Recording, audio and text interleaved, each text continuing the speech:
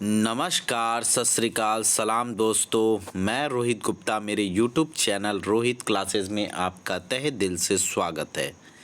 दोस्तों, हम यहाँ आर्य कंपटीशन टाइम्स की पुस्तक भारतीय इतिहास, जिसमें आधुनिक भारत पढ़ रहे थे दोस्तों, इसका चैप्टर नंबर 5 19वीं शताब्दी में सामाजिक, धार्मिक एवं सांस्कृतिक पुनर्जागरण। इस चैप्टर को दोस्तों हम लोग पढ़ रहे थे, जो UGC net paper second history के रिवीजन के लिए एक अति महत्वपूर्ण बुक है दोस्तों।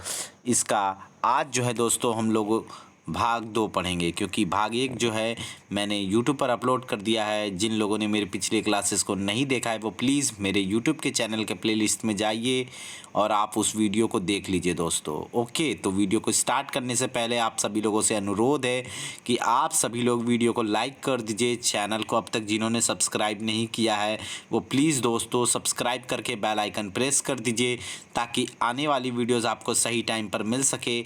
और आप लोग शेयर करना कोई नहीं भूलेगा। ओके, तो चलिए वीडियो को स्टार्ट करते हैं। चैप्टर नंबर 5 में दोस्तों 19वीं शताब्दी में सामाजिक, धार्मिक एवं सांस्कृतिक पुनर्जागरण में हमारा जो है आज दोस्तों हमारा 6वां पॉइंट दोस्तों है स्वामी विवेकानंद तथा रामकृष्ण मिशन। आज के वीडियो में दोस्तों हम लोगों का यही पॉइंट है और इसी को हम लोग आगे बढ़ाएंगे। ओके, तो चलिए वीडियो को स्टार्ट करते हैं। प्लीज़ वीडियो को लाइक कर दीजिएगा दोस्तों, क्योंकि लाइक आप लोग नहीं करते हैं, व्यूज़ आती है बट लाइक कम रहता है। ठीक है, तो चलिए आज का टॉपिक है हमारा स्वामी विवेकानंद तथा रामकृष्ण मिशन। हम लोग पढ़ेंगे रामकृष्ण मिशन के बारे में। रामकृष्ण परमहंस गदाधर चट्टोपाध्याय उनका निकनेम था। रामकृष्ण परमहंस कलकत्ता में दक्षिणेश्वर स्थित काली मंदिर के पुजारी थे। जो दक्षिणेश्वर काली जी का मंदिर है दोस्तों कलकत्ता में, पश्चिम बंगाल में, तो वहीं के ये पुजारी थे। उन्होंने काली माता, कृष्ण, ईसा मसीह तथा बुद्ध के दर्शन किए थे। इनका वास्तविक नाम गदाधर चट्टोपाध्याय था। रामकृष्ण परमहंस की पत्नी शारदा मणि थीं। रामकृष्ण परमहंस एकेश्वरवाद एवं मूर्ति पूजा में विश्वास रखते थे। वे भारतीय धर्म एवं संस्कृति में पूर्णतः आस्था रखते थे, परंतु अन्य सभी धर्मों को भी सत्य मानते थे। ठीक है, आगे बढ़ते हैं। आगे है दोस्तों, रामकृष्ण परमहंस ने ईश्वर प्राप्ति का मार्ग ईश्वर के प्रति निस्वार्थ एवं अनन्य भक्ति बताया तथा कहा कि ईश्वर तक पहुँचने के कई मार्ग हो सकते हैं। 1886 ईस्वी में रामकृष्ण की मृत्यु के बाद नरेंद्र नाथ दत्त ने संन्यास लेकर अपने गुरु के संदेश को भारतवर्ष में भ्रमण कर प्रचारित किया। रामकृष्ण परमहंस से दीक्षा प्राप्त करने के बाद नरेंद्र नाथ विविधिशानंद के नाम से जाने गए। ठीक है दोस्तों, एक बात और, अगर आप लोगों को लगता है कि मैं बहुत स्लो बोल रहा हूं, तो मैं अपने प्रत्येक वीडियो में दोस्तों आप लोगों को ये बताता हूं कि आप लोग यूट्यूब के सेटिंग में जाके प्लेबैक स्पीड बटन को 1.5x कर लीजिए, ताकि मेरी वॉइस जो है आपको आपके अनुसार मिल सके। ओके, तो इसके लिए आप लोग इशू मत करिएगा कि सर बहुत स्लो बोल रहे हैं। ठीक है, स्लो बोलने का आप लोगों को पता है रीज़न, कि वीडियो में गलतियाँ थोड़ा कम हो। ठीक है, तो चलिए आगे देखते हैं। आगे है दोस्तों हम लोगों का स्वामी विवेकानंद। उनका बचपन का नाम दोस्तों नरेंद्र नाथ था। स्वामी विवेकानंद 1863 ईस्वी से 1902 ईस्वी तक दक्षिणेश्वर के स्वामी नाम से प्रसिद्ध रामकृष्ण परमहंस 1834 से 1886 ईस्वी के शिष्य थे। ये कौन? विवेकानंद। विवेकानंद का वास्तविक नाम नरेंद्र नाथ था। ठीक है, याद रखिएगा। आगे, स्वामी विवेकानंद का जन्म 12 जनवरी 1800 1863 ईस्वी को कलकत्ता में हुआ था। इनके पिता का नाम विश्वनाथ दत्त एवं माता का नाम भुवनेश्वरी देवी था। दोस्तों एक बात और, 12 जनवरी को कौन सा दिवस मनाया जाता है? कृपया आप लोग जितने लोग इस वीडियो को देख रहे हैं और जो वास्तव में पढ़ने वाले बच्चे हैं वो प्लीज़ दोस्तों कमेंट बॉक्स में आप लोग ज़रूर लिखिएगा कि 12 जनवरी को कौन सा दिवस मनाया जाता है। भाई आप लोग युवा हैं तो आप लोग को बताना ज़रूरी है, ठीक है। चलिए ठीक है, हिंट तो मैंने दे दिया है, बाकी आपके ऊपर है कि आप क्या करते हैं। आगे है भुवनेश्वरी देवी था ना इनके माता का नाम। आगे है दोस्तों, नरेंद्र नाथ ने 11 सितंबर 1893 ईस्वी को अमेरिका के शिकागो शहर में कोलंबस हॉल में आयोजित विश्व धर्म सम्मेलन में भाग लिया। स्वामी विवेकानंद ने एवं शून्य पर व्याख्यान दिया, ठीक है। इस सम्मेलन में जाने से पूर्व नरेंद्र नाथ यानी विवेकानंद ने खेतड़ी महाराजा अजीत सिंह के सुझाव पर नाम बदलकर स्वामी विवेकानंद नाम रखा। इसके स्वामी विवेकानंद नाम रखने के पीछे भी एक वो रहस्य था दोस्तों, आया ना, राजा के सुझाव पर उन्होंने नाम बदल के रख गए थे। आगे है शिकागो सम्मेलन में स्वामी जी के भाषण के बारे में न्यूयॉर्क हेराल्ड ने लिखा है कि विवेकानंद निसंदेह धर्म संसद के महानतम व्यक्ति हैं। उनको सुनने के बाद हमें यह लगता है कि भारत जैसे ज्ञान संपन्न देश में अपने धर्म प्रचारक भेजना कितना मूर्खतापूर्ण कार्य है। आगे है दोस्तों, मूर्खतापूर्ण कार्य है। अमेरिका में स्वामी जी को तूफानी हिंदू कहा गया। क्या कहा गया? तूफानी हिंदू, याद रखिएगा। स्वामी जी ने नवंबर 1894 ईस्वी में न्यूयॉर्क अमेरिका में वेदांत सभा यानी वेदांत सोसाइटी की स्थापना की। 5 मई 1897 ईस्वी के दिन अमेरिका से वापस आकर वेल्लूर यानी कलकत्ता में स्वामी विवेकानंद ने रामकृष्ण मिशन की स्थापना की। आगे है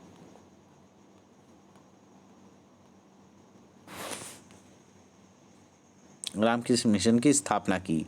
आगे है दोस्तों, रामकृष्ण मिशन के सिद्धांत निम्नलिखित हैं। पहला है शुद्ध वैदिक सिद्धांतों में विश्वास। दूसरा है मनुष्य का उच्चतम आध्यात्मिक विकास करना। नंबर 3, विज्ञान एवं तकनीक के आधुनिक विकास को स्वीकृति देना। नंबर 4, मूर्ति पूजा का विरोध नहीं करना। आगे है रामकृष्ण मिशन ने कलकत्ता के वेल्लोर और अल्मोड़ा के मायावती नामक स्थानों पर मठ खोले। मायावती का मठ 1899 ईस्वी में स्थापित हुआ। रामकृष्ण मिशन का पंजीकरण सोसाइटी रजिस्ट्रेशन एक्ट के तहत 4 मई 1909 ईस्वी को हुआ। इसका ध्येय वाक्य दोस्तों आत्मनो मोक्षार्थम जगत हिताय। आत्मनो मोक्षार्थम जगत हिताय था। आगे है 1899 ईस्वी में विवेकानंद दूसरी बार अमेरिका गए तथा सैन फ्रांसिस्को और लॉस एंजल्स में वेदांत सभा स्थापित की तथा कैलिफोर्निया में शांति आश्रम स्थापित किया। 1900 ईस्वी में पेरिस में धर्मों के इतिहास के सम्मेलन में भाग लिया। 1901 ईस्वी में वे भारत वापस आए। स्वामी विवेकानंद ने 2 समाचार पत्रों का संपादन किया। पहला अंग्रेजी भाषा में मासिक प्रबुद्ध भारत तथा दूसरी बंगाली भाषा में उद्बोधन यानी प्रबोधिनी। ठीक है, आगे है दोस्तों प्रबुद्ध भारत जुलाई 1896 ईस्वी से प्रकाशित हो रहा है। विवेकानंद, एक सेकेंड, क्षमा करिएगा दोस्तों, बाहर थोड़ा वॉइस हो रहा था इसलिए मैंने वीडियो को यहीं पॉज किया था। कोई नहीं, आगे बढ़ते हैं। हाँ, विवेकानंद ने न्यू हिंदुइज्म पुस्तक लिखी। स्वामी विवेकानंद ने मैं समाजवादी हूँ नामक पुस्तक लिखी है। उन्होंने ज्ञान योग, कर्म योग तथा राजयोग नामक पुस्तकें लिखीं। स्वामी विवेकानंद की मृत्यु 4 जुलाई 1902 ईस्वी को हुई थी। आगे है स्वामी विवेकानंद के विचार, आइए देख लेते हैं। स्वामी विवेकानंद ने मूर्ति पूजा एवं बहुदेववाद का समर्थन किया। उन्होंने ईश्वर को साकार एवं निराकार दोनों रूपों में माना है। विवेकानंद ने विश्व के अन्य स्थानों से संपर्क खो देने के कारण भारतीयों की आलोचना की। आगे है, विवेकानंद ने खेतड़ी महाराजा को लिखा कि प्रत्येक कार्य उपहास, विरोध एवं स्वीकृति इन तीनों अवस्थाओं से गुजरता है। स्वामी जी नवीन हिंदूवाद के प्रणेता थे। उन्हें हिंदू नेपोलियन कहा जाता है। भारतीय धर्म के पतन पर स्वामी जी ने कहा, हमारे धर्म रसोई घर है, हमारे भगवान खाना बनाने के बर्तनों में हैं। ठीक है, आगे देखते हैं। स्वामी विवेकानंद ने कहा कि जब तक देश में लाखों लोग भूखे तथा अज्ञानी हैं, मैं ऐसे प्रत्येक व्यक्ति को देशद्रोही समझूंगा जिन्होंने उनकी मेहनत की कमाई से शिक्षा ग्रहण की पर उनकी परवाह नहीं करते। विवेकानंद ने यह भी कहा, मेरे बंधुओं, यह मत भूलो, निचले वर्ग के लोग, गरीब, अशिक्षित, मोची तथा सफाई करने वाले तुम्हारे ही हाड़ मांस हैं। ठीक है, तुम्हारे ही हाड़ मांस है, तुम्हारे बांधव हैं। ओके, तुम्हारे बांधव हैं। ये विवेकानंद का कथन था। आगे है दोस्तों, थोड़ा सा छोटा करते हैं। आगे हमारा है, भारत की एकमात्र आशा जनता से है। उच्च वर्ग शारीरिक एवं नैतिक रूप से मृत है। भारत को पुनः एक होना होगा तथा अपनी शक्ति से पूर्ण विश्व को विजित करना होगा। यह स्वामी विवेकानंद का ही दोस्तों कथन था। ठीक है, आगे देखते हैं। आगे है, कमजोरी पाप है, कमजोरी मृत्यु है। हे भगवान, हमारा राष्ट्र कब स्वतंत्र होगा? यह भी स्वामी विवेकानंद का ही कथन है। आगे, यदि कोई भारत को समझना चाहता है तो उसे विवेकानंद को पढ़ना चाहिए। ये रविंद्रनाथ टैगोर, जिन्होंने हमारा राष्ट्रगान लिखा, जन गण मन अधिनायक जय है, और बांग्लादेश का भी राष्ट्रगान इन्होंने ही लिखा है, अमार सोनार बांग्ला। ये रविंद्रनाथ टैगोर नोबेल प्राइज़ विजेता हैं दोस्तों, गीतांजलि पे इनको मिला है। ठीक है, याद रखिएगा, इन्होंने ये कथन दिया था, यदि कोई भारत को समझना चाहता है तो उसे स्वामी विवेकानंद को पढ़ना चाहिए। आगे हम लोग देखते हैं दोस्तों, वेलेंटाइन सिरोल ने क्या कहा है। वेलेंटाइन सिरोल ने विवेकानंद के उद्देश्यों को राष्ट्रीय आंदोलन का कारण माना था। विवेकानंद ने युवाओं के बारे में कहा है। देखिए दोस्तों, यहाँ गलत लिख दिया है। ठीक है, मिस प्रिंट, अगर आर्य कंपटीशन टाइम्स के जो भी संपादक हैं वो अगर इस वीडियो को कहीं से भी अगर वो देख लेते हैं तो कृपया छोटी छोटी आपकी बुक्स में ऐसी गलतियां हैं जिन्हें आप दूर करिए तो अच्छा होगा, क्योंकि मैं तो न्यू एडिशन का बुक ख़रीदता हूँ। हालांकि मैं गलती नहीं निकाल रहा हूँ। अगर आप देख रहे हैं तो कृपया आप मेरे को कमेंट ऐसा मत करिएगा कि आप मेरे बुक्स से गलती खोज रहे हैं, लेकिन हम चाहते हैं कि आपके बुक्स में कोई गलती नहीं रहे, क्योंकि मैटर आपके बुक्स में बहुत अच्छा है। इन छोटी छोटी चीज़ों से थोड़ा सा नेगेटिविटी आती है, तो इसलिए आप प्लीज़ उसको दूर करिए सर, ये आपसे अनुरोध है हमारा। हालांकि आप भी इंसान हैं, हम भी इंसान हैं, सबसे गलती होता है। कोई नहीं, हम लोग देखते हैं एक बार फिर से, हम उसे सुधार करते हैं।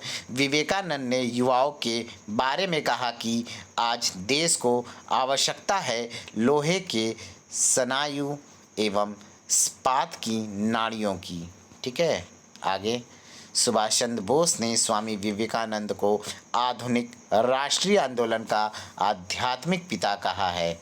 आगे है दोस्तों, आयरिश महिला सिस्टर निवेदिता विवेकानंद की शिष्या थीं, जिसका मूल नाम मार्गरेट नोबल था, जिन्होंने विवेकानंद के उपदेशों का प्रचार प्रसार किया है।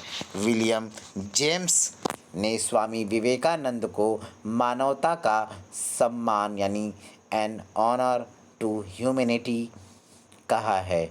आगे दोस्तों हम लोग 7वां पॉइंट पढ़ेंगे, थियोसॉफिकल सोसाइटी। इम्पॉर्टेंट है दोस्तों, ध्यान से देखिएगा।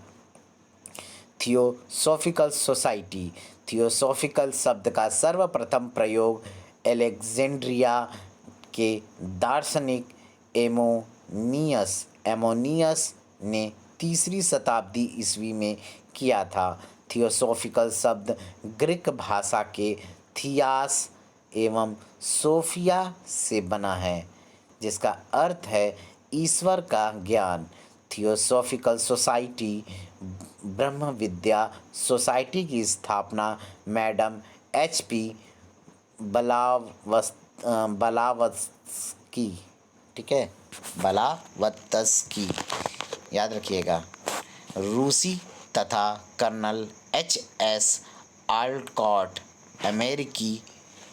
अमेरिकी ने 1875 ईस्वी में न्यूयॉर्क में की। वे 1879 ईस्वी में 1879 ईस्वी में भारत आए। प्रारंभ में सदस्यों की संख्या 16 थी। 1886 ईस्वी में थियोसॉफिकल सोसाइटी का अंतर्राष्ट्रीय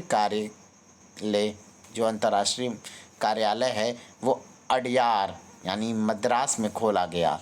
थियोसॉफिकल सोसाइटी ने धर्म को समाज सेवा का माध्यम बनाया एवं धार्मिक भ्रातृभाव का विकास किया है।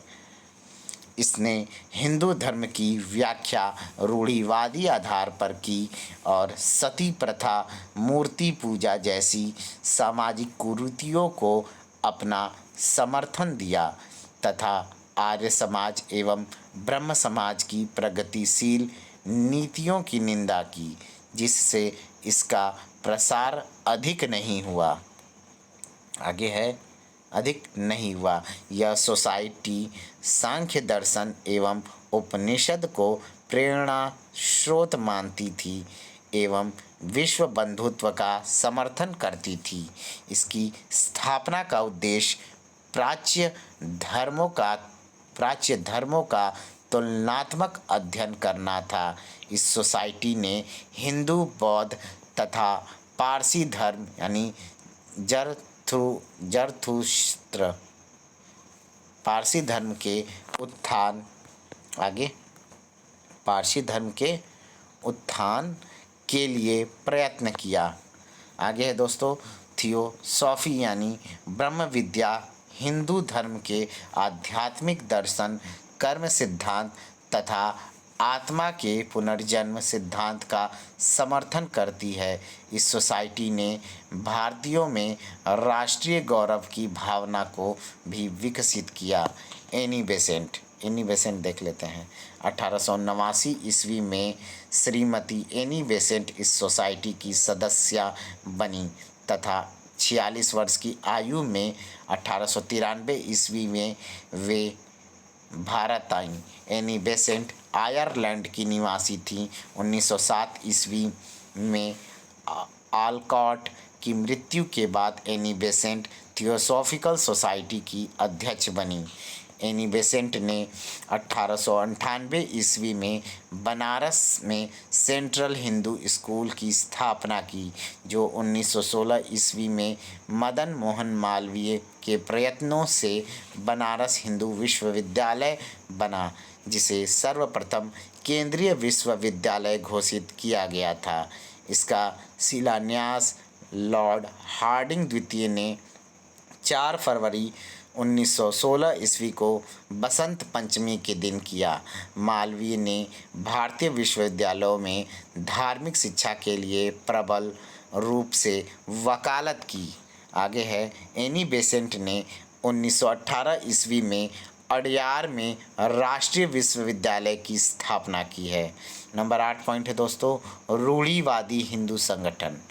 8वां पॉइंट, रूढ़िवादी हिंदू संगठन। पहला है धर्म सभा। इसकी स्थापना 1830 ईस्वी में राधाकांत देव ने की। इसने सती प्रथा समाप्त करने का विरोध किया।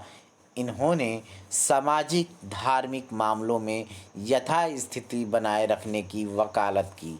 नंबर 2 पॉइंट, भारत धर्म महामंडल या पौराणिक हिंदू धर्म समर्थक हिंदू संगठनों का अखिल भारतीय शीर्ष संगठन था। आगे, इसकी स्थापना पंडित दीनदयालु शर्मा ने 1887 ईस्वी में हरिद्वार में की। इसका मुख्यालय वाराणसी में था।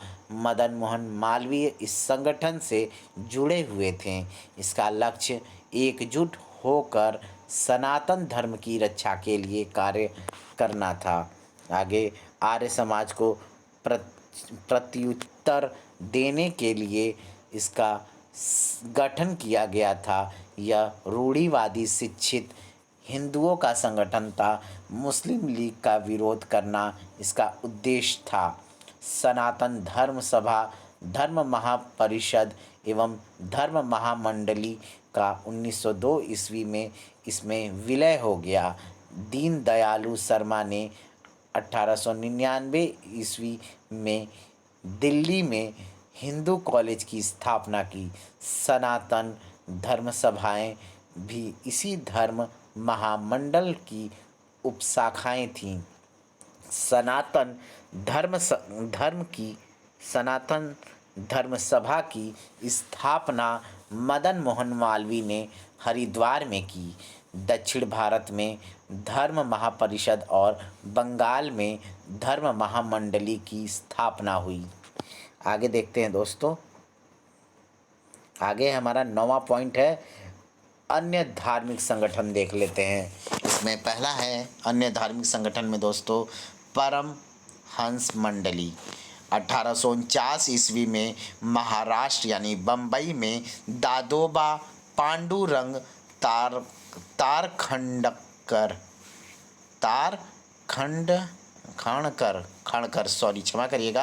दादोबा पांडुरंग तारखड़कर और दुर्गा राम मेहता ने परमहंस मंडली की स्थापना की। दादोबा ने धर्म विवेचन नामक पुस्तक लिखी, जिसमें इसके 7 सिद्धांत हैं। गोपाल हरि देशमुख भी परमहंस मंडली से जुड़े थे। ध्यान प्रकाश परमहंस मंडली की पत्रिका थी। परमहंस मंडली का मुख्य उद्देश्य जाति प्रथा के बंधन को तोड़ना था। यह विश्व बंधुत्व एवं एकेश्वरवाद की विचारधारा मानते थे। परमहंस मंडली 1844 ईस्वी में सूरत में स्थापित मानव धर्म सभा से जुड़ी हुई थी। भास्कर पांडुरंग तारखड़कर और विष्णु भिखाजी गोखले भी महाराष्ट्र के बौद्धिक आंदोलन से जुड़े थे। नंबर 2 है दोस्तों रहनुमाई मजदयासन सभा। रहनुमाई मजदयासन सभा अथवा धार्मिक सुधार संघ की स्थापना 1851 ईस्वी में दादा भाई नौरोजी, जे.बी. वाचा, आर के कामा, एस बंगाली तथा नौरोजी फरदौनजी ने की। नौरोजी फरदौनजी इसके पहले अध्यक्ष तथा एस बंगाली इसके पहले सचिव थे। आगे, इस फारसी सुधार आंदोलन ने नारी शिक्षा को प्रोत्साहित किया तथा पर्दा प्रथा व बाल विवाह का विरोध किया। आगे है इस सभा के नौराजी द्वारा गुजराती भाषा में एक साप्ताहिक पत्र राफ्त गुफ्तार सत्यवादी का प्रकाशन किया। नंबर 3, गोपाल हरि देशमुख 1823 ईस्वी से 1892 ईस्वी लोकहितवादी के नाम से प्रसिद्ध गोपाल हरि न्यायाधीश थे तथा 1880 ईस्वी में गवर्नर जनरल की काउंसिल में सदस्य बने। पश्चिम भारत के संभवतः पहले धर्म सुधारक गोपाल हरि देशमुख ही थे। आगे, मराठी मासिक पत्रिका लोकहितवाद का प्रकाशन करने के कारण इन्हें लोकहितवादी कहा जाता है। महाराष्ट्र में समाज सुधार आंदोलन का श्रेय गोपाल हरि देशमुख को है। इन्होंने 1848 ईस्वी में प्रभाकर पत्र निकाला। इन्होंने कई लेख लिखे। इन लेखों का नाम शतपत्रे यानी 100 पत्र था। गोपाल हरि देशमुख ने मराठी भाषा में मुंबई के इंदु प्रकाश एवं पूना से ज्ञान प्रकाश समाचार पत्र प्रकाशित किए हैं। आगे है दोस्तों, गोपाल हरि राष्ट्रीय आत्मनिर्भरता के समर्थक के रूप में हाथ से बुने हुए खादी के वस्त्र पहनकर 1876 ईस्वी में दिल्ली दरबार में उपस्थित हुए। गोपाल हरि ने जाति एवं नस्ल संबंधी भेदभाव समाप्त करने हेतु प्रयास किया। उन्होंने विधवा पुनर्विवाह का समर्थन नहीं किया था। आगे है दोस्तों, आगे देख लीजिए। आगे है नंबर 4 पॉइंट इसी में, राजमुंदरी सोशल रिफॉर्म एसोसिएशन। दक्षिण में आंध्र प्रदेश में प्रार्थना समाज के प्रचार में सबसे बड़ा श्रेय वीरसालिंगम पातलू 1848 ईस्वी से 1939 ईस्वी को है। 1878 ईस्वी में उन्होंने तेलुगु प्रदेश में राजमुंदरी सोशल रिफॉर्म एसोसिएशन की स्थापना की, जिसे दक्षिण का प्रार्थना समाज कहते हैं। वीरसालिंगम ने 1876 ईस्वी में विवेक वृद्धि नामक पत्रिका का प्रकाशन किया। आगे 1881 ईस्वी में पहला विधवा पुनर्विवाह करवाया। इसके लिए सरकार ने इन्हें राव बहादुर की उपाधि भी दी। आगे है दोस्तों, वीरसालिंगम पातलू ने राजशेखर चरित्रामू नामक तेलुगु भाषा का प्रथम उपन्यास लिखा। यह उपन्यास ओलिवर गोल्डस्मिथ के द विकार ऑफ वेकरफील्ड से प्रेरित है। 1892 ईस्वी में वीरसालिंगम पातलू ने मद्रास हिंदू सामाजिक सुधार समिति की स्थापना की।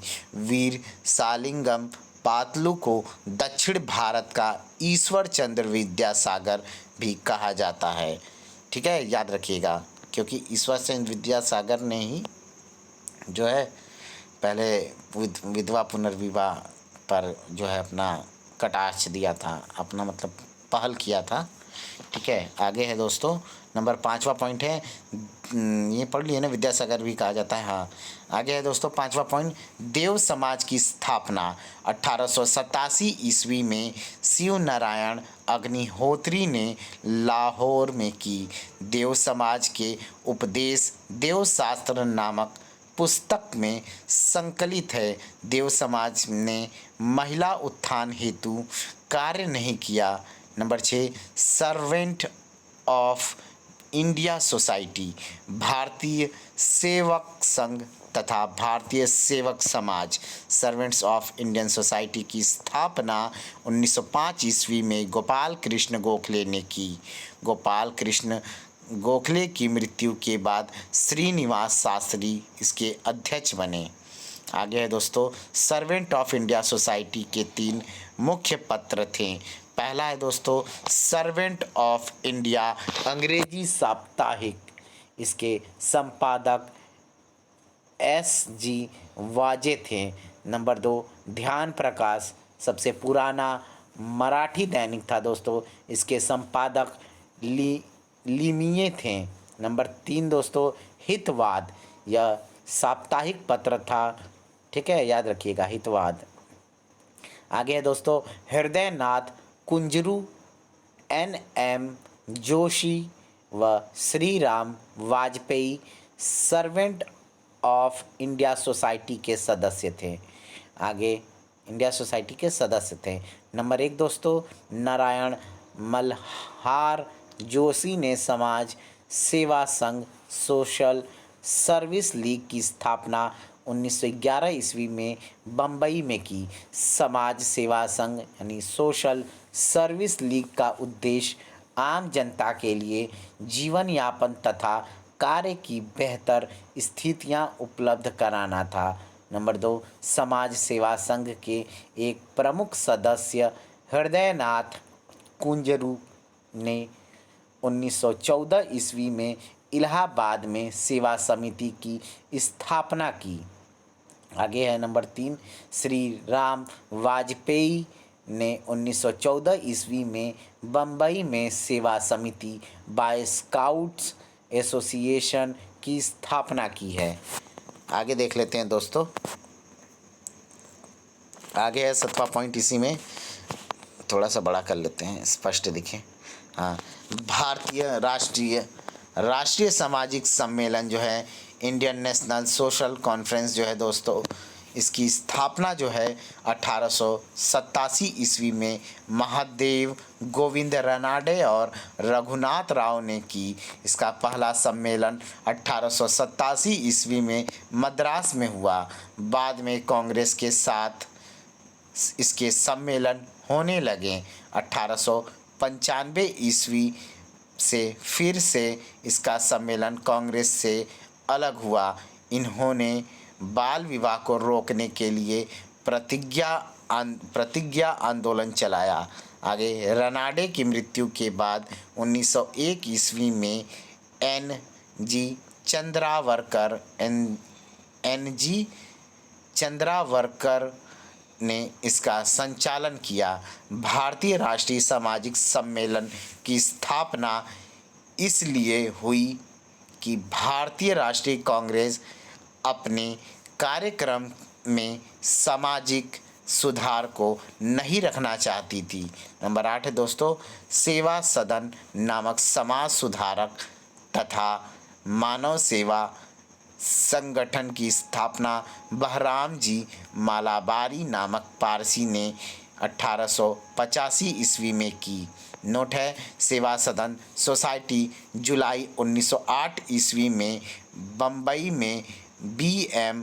मालाबारी एवं दयाराम गिड्डूमल ने महिला उद्धार के लिए स्थापित की। आगे है नंबर 9 दोस्तों हिंदू महासभा। 1909 ईस्वी में पंजाब हिंदू सम्मेलन सभा की स्थापना हुई। लाला लाजपत राय ने अक्टूबर 1909 ईस्वी में इसके लाहौर अधिवेशन की अध्यक्षता की।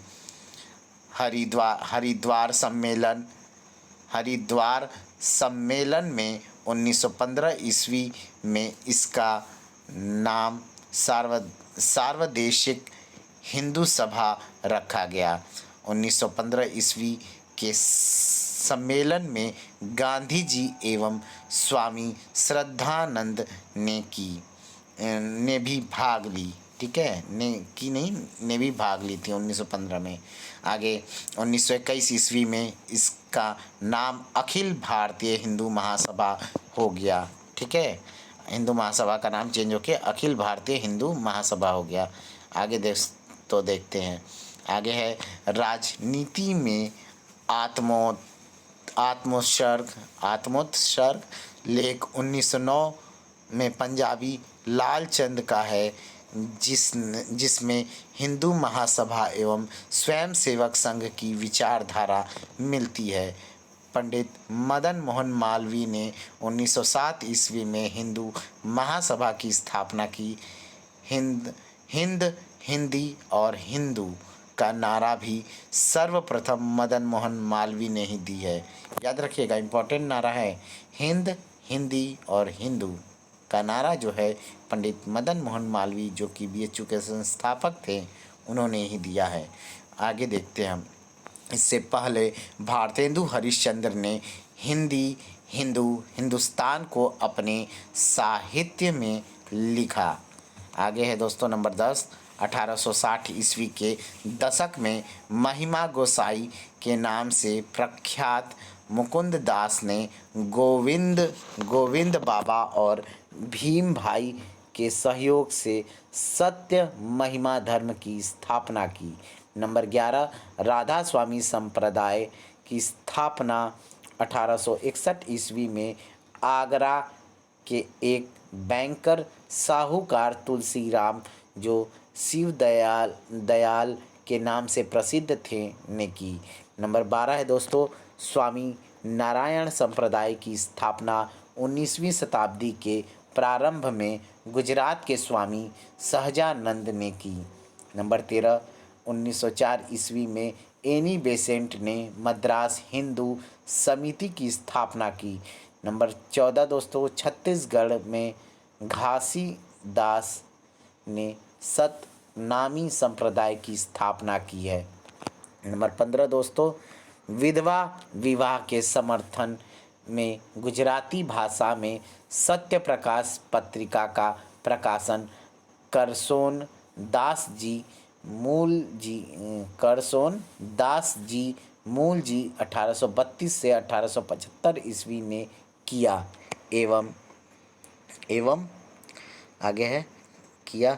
एवं दोस्तों 1870 ईस्वी में सत्य प्रकाश संगठन की स्थापना की। सत्य प्रकाश पत्रिका में वल्लभाचार्य के पुष्टि मार्ग पर की गई टिप्पणी को लेकर उन पर 1862 से 63 ईस्वी में द महाराज लायबल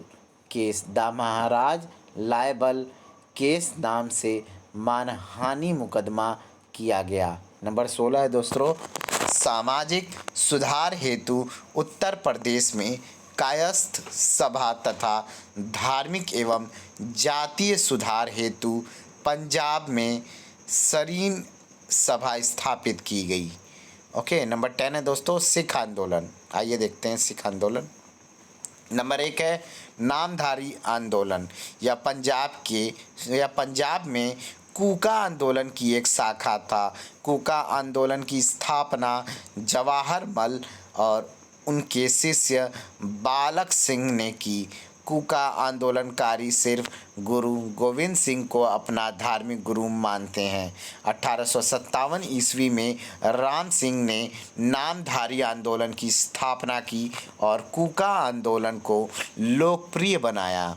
आगे दूसरा पॉइंट दोस्तों, निरंकारी आंदोलन। निरंकारी आंदोलन की स्थापना बाबा दयाल दास 1783 से 1855 ईस्वी ने की।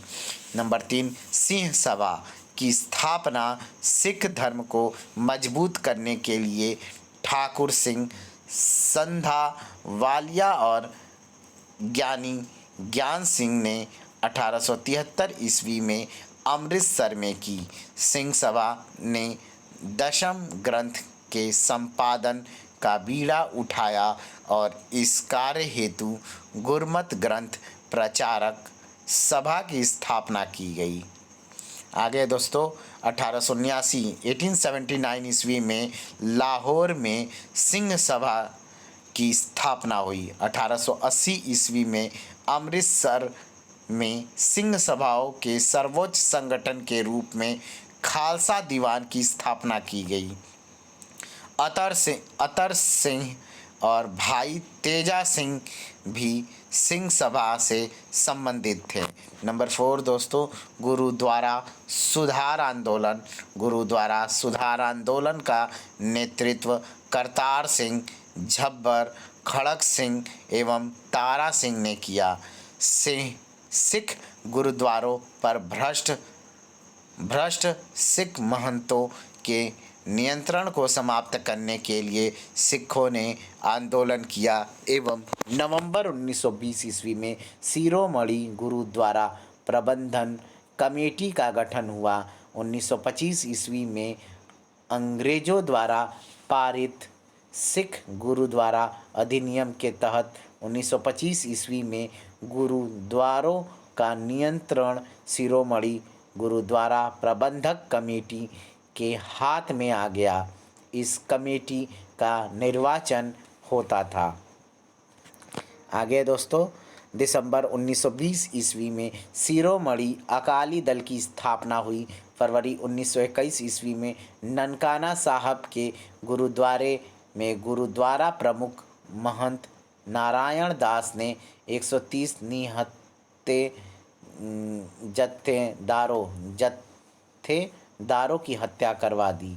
इसे ननकाना दुर्घटना कहते हैं। आगे 1921 ईस्वी में स्वर्ण मंदिर तोशखाना चाबी विवाद हुआ। 1922 ईस्वी में गुरु का बाग गुरुद्वारा सत्याग्रह हुआ। यह सत्याग्रह सूखे की कर के वृक्षों की कटाई को लेकर हुआ। आगे 1923 ईस्वी में जैतू यानी नाभा मोर्चा विवाद हुआ है। ओके, आगे देखते हैं दोस्तों।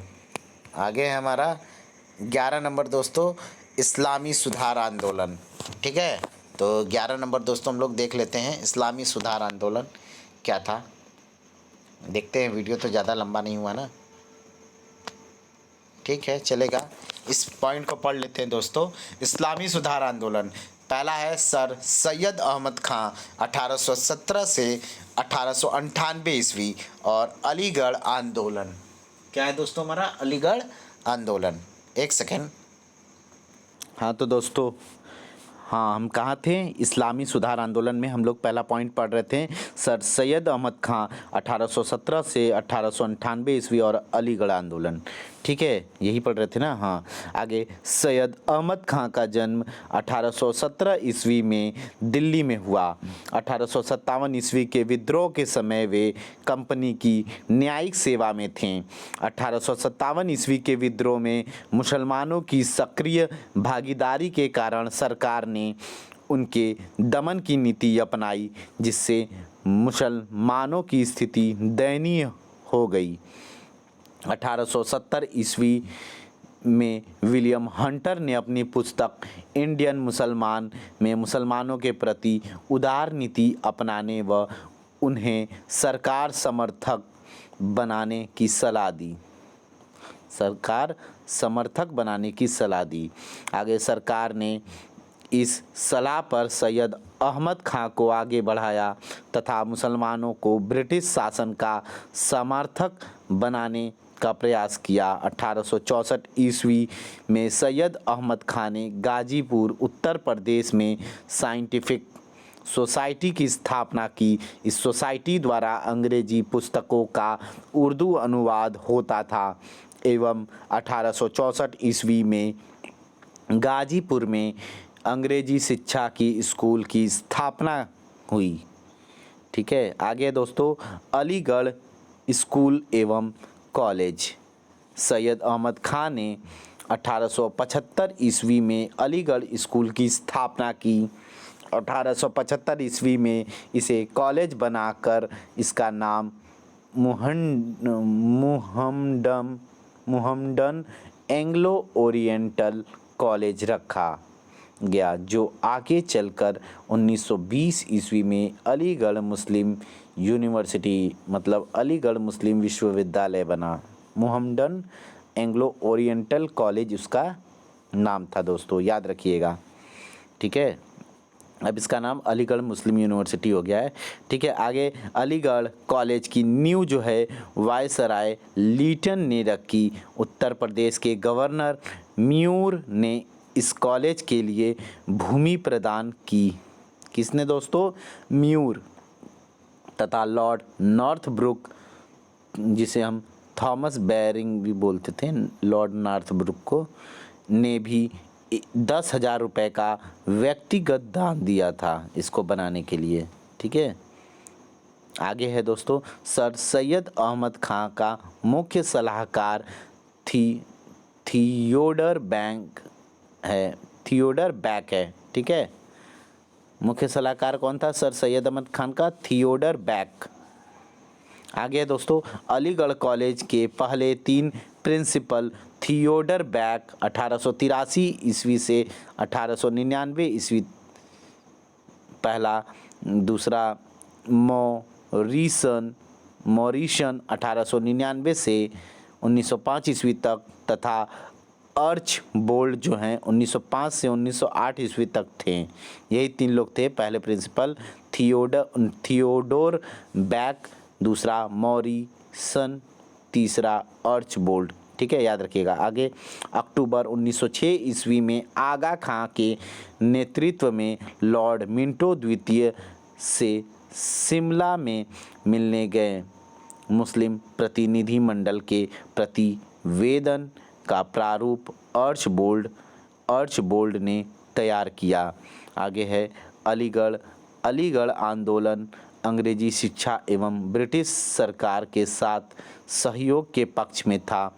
इस आंदोलन का उद्देश्य मुसलमानों को अंग्रेजी शिक्षा देकर उन्हें अंग्रेजी राजभक्त बनाकर नौकरियों में अधिकाधिक हिस्सा प्राप्त करना था। सर सैयद अहमद खान ने मुसलमानों के आधुनिकीकरण का कार्य किया। वे मुसलमानों में सामाजिक धार्मिक सुधार करना चाहते थे। सर सैयद अहमद खां को अंग्रेज़ों ने सर एवं नाइटहुड की उपाधि दी थी। ठीक है, आगे देखते हैं। आगे है, सर सैयद अहमद खां मैनपुरी उत्तर प्रदेश के न्यायाधीश के पद पर रहे थे। सर सैयद अहमद खां को जवाद उद दौला एवं आरिफ जंग की उपाधि दी गई थी। सैयद अहमद खां को उनके कुछ वफादार अनुयायियों ने सहयोग दिया। इन्हें सामूहिक रूप से अलीगढ़ समूह कहा जाता है। चिराग अली, उर्दू शायर अल्ताफ़ हुसैन हाली, डॉक्टर नज़ीर अहमद, नवाब मोहसिन उल मुल्क, सैयद महमूद वक़ार उल मुल्क तथा मौलाना शिबली नुमानी भी अलीगढ़ आंदोलन से जुड़े थे। बाद में शिबली नुमानी देवबंद आंदोलन से जुड़ गए। आगे है दोस्तों, सैयद अहमद खां की पुस्तकें।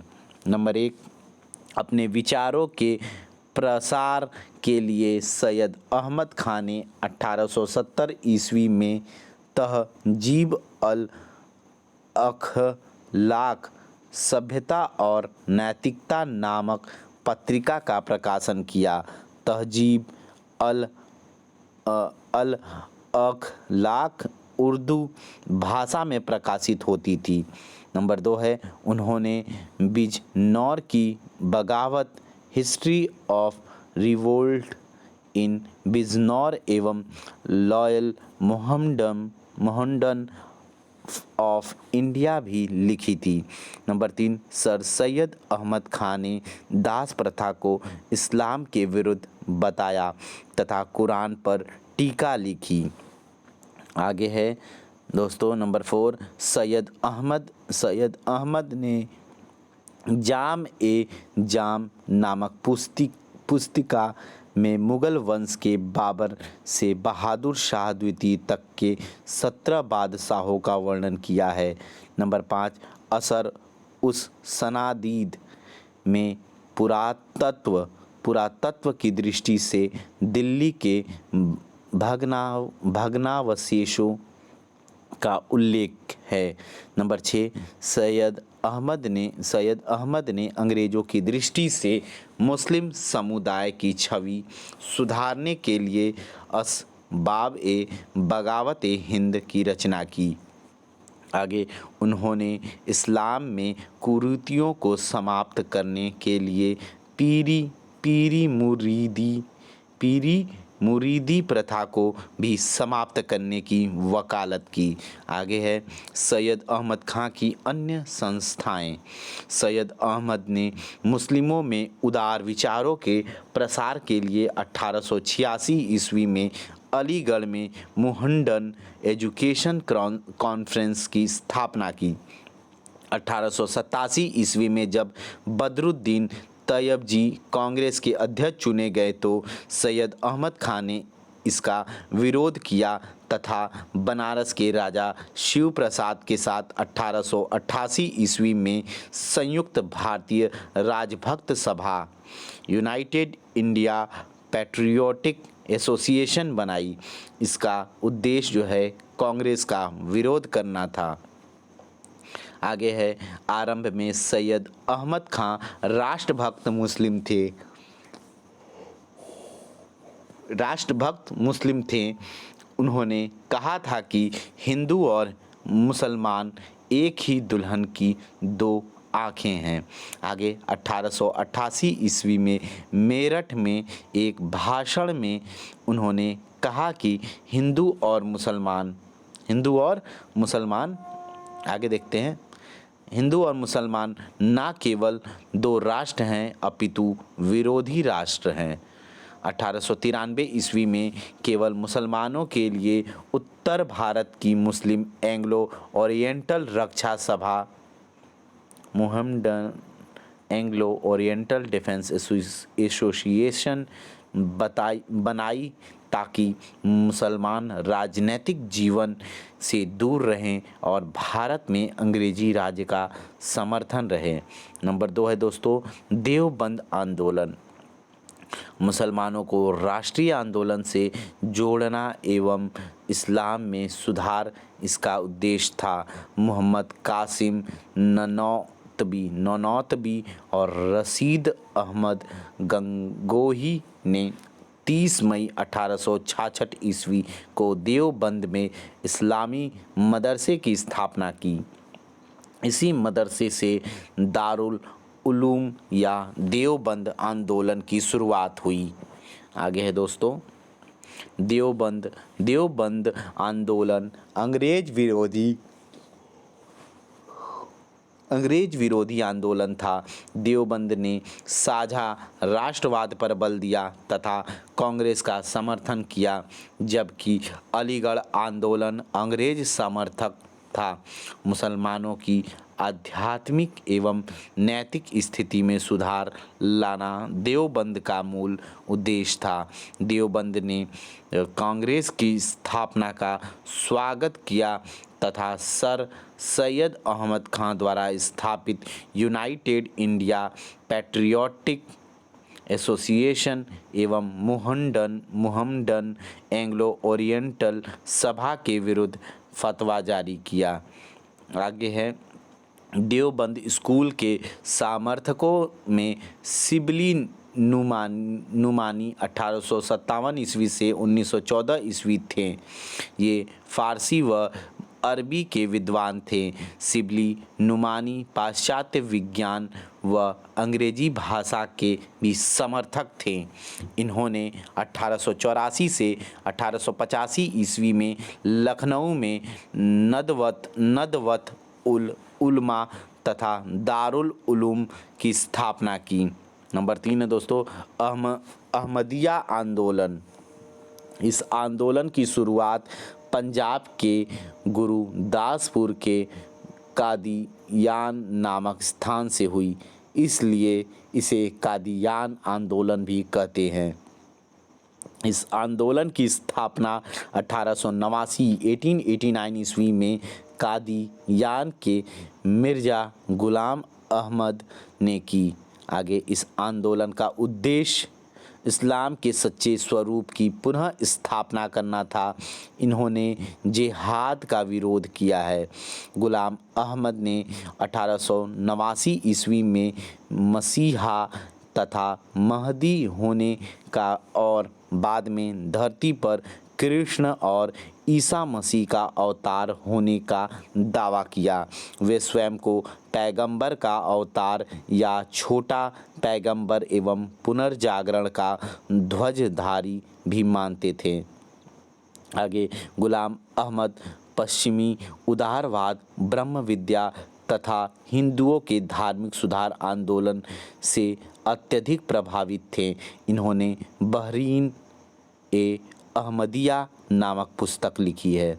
बहरीन ए अहमदिया नामक पुस्तक लिखी। आगे देखते हैं दोस्तों, आगे इसमें नंबर 4 पॉइंट, अहरार आंदोलन।